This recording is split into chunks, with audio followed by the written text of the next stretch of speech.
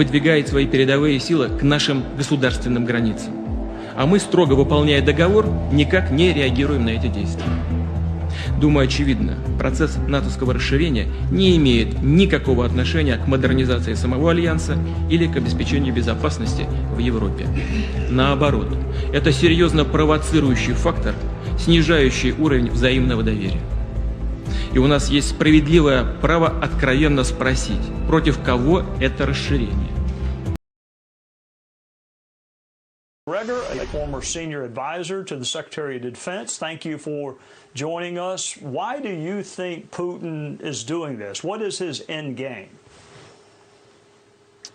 Well, Vladimir Putin is carrying through on something that he's been warning us about, at least for the last 15 years, which is that he will not tolerate U.S. forces or their missiles on his borders, much as we would not tolerate Russian troops and missiles in Cuba. And we ignored him, and he finally acted. He was not going to allow Ukraine under any circumstances to join NATO. And what's happened now is that the battle in eastern Ukraine is really almost over. All the Ukrainian troops there have been largely surrounded and cut off. You have a concentration down in the southeast of 30 to 40,000 of them. And if they don't surrender within the next 24 hours, I suspect that the Russians will ultimately annihilate them. That's why Zelensky is meeting with Putin's representatives right now. The game is over. And he's going to have to negotiate the best deal he can get. And we've already told him, the President of the United States has, that if he opts for neutrality for Ukraine, we'll back him. And I think that Vladimir Putin will do that for Western Ukraine. That is the Ukraine beyond the Dnieper River. But behind it in the east, where he is now, I'm not sure what he has planned there, whether he forms another republic, annexes it into Russia, because historically it has been Russian. But the territory west of Ukraine is not. He knows that, and he's happy to live with that as a neutral state.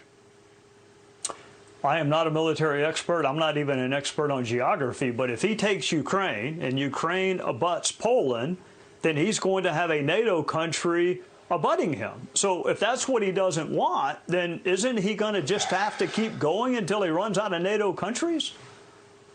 I guess I should say it again. He has no interest in crossing the Dnieper and heading west to the Polish border. I think you're going to find from these negotiations he's quite willing to neutralize that territory on the Austrian or the Finnish model. Right now, Russia already touches Estonia and part of Latvia. White Russia, of course, touches Lithuania. He's not interested in going to war with us, and he has an army that's too small for that purpose. And he knows it. His economy is smaller than that of South Korea's. So this is not something that he's looking for.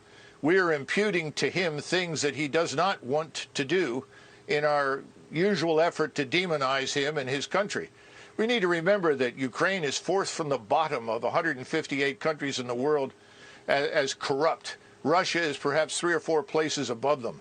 This is not the liberal democracy, the shining example that everyone says it is. Far from it. Mr. Zelensky has jailed journalists and his political opposition. I think we need to stay out of it. The American people think we should stay out of it. The Europeans think we should stay out of it. And we should stop shipping weapons and encouraging Ukrainians to die in what is a hopeless endeavor. So when you say stay out of it, you mean no sanctions, no military aid, just let Russia take the portion of Ukraine they want to take? Yes, absolutely. I see no reason why we should fight with the Russians over something that they have been talking about for years. We simply chose to ignore it. And more important, the population there is indistinguishable from their own. You know, the thing that's so disturbing is that on the one hand, we will not send our forces to fight, but we are urging Ukrainians to die pointlessly in a fight they can't win. We're going to create a far worse humanitarian disaster than anything you've seen thus far if it doesn't stop. Thank you for joining us.